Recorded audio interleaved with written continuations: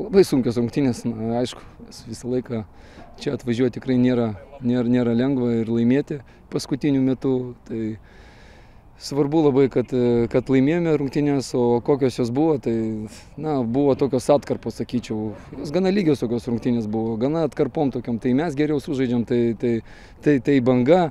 Ir su tais momentais, kur ir mes, ir jie turėjom, bet svarbu, kad mes išsaugojom tą rezultatą ir ypač dabar tokių laikotarpių, kai žaidžiam kas 2-3 dienas, tai svarbu laimėti, nes paskutinės rungtynės prieš Dainavą atėmė daug jėgų ir didelis nusivylimas buvo Rūbinėj, tai reikėjo grįžti, reikėjo laimėti kažkaip, tai nesvarbu kaip, kad tuos taškus iškovoti. Tai reikia pasidžiaugti, kad nors buvo labai sunku pabaigoje, bet atstovėjom ir išvažiuojam, įsivežam 3 taškus iš čia. Kad varžovai neišnaudoja savo progų gerai, bet blogai, kad turbūt tiek daug susikūrė, kas nepavyksta. Kas susikūrė? Gargždų Banga.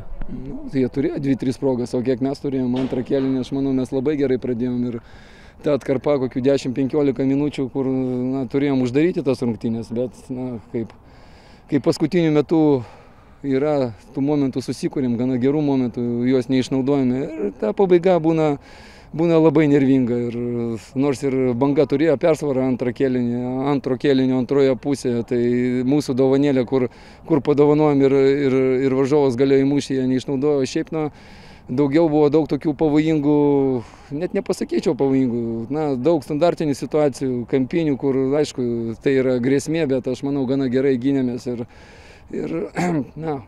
iškovojom tą pergalę. Ir tęsiasi gera atkarpa išvykose dabar, kas kitaip gaunasi, kad išvykose geriau dabar sekasi rungtyniauti? Nepasakyčiau, gal šiek tiek geriau, gal tų taškų renkame, bet sakau, žaidimo prasme norėtųsi, kad tos rungtynės būtų šiek tiek kitokios.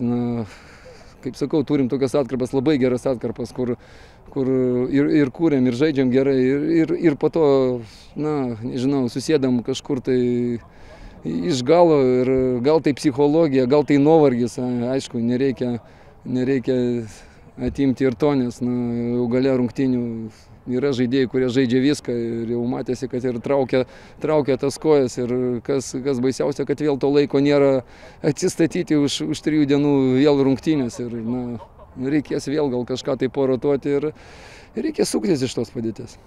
Ačiū Jums.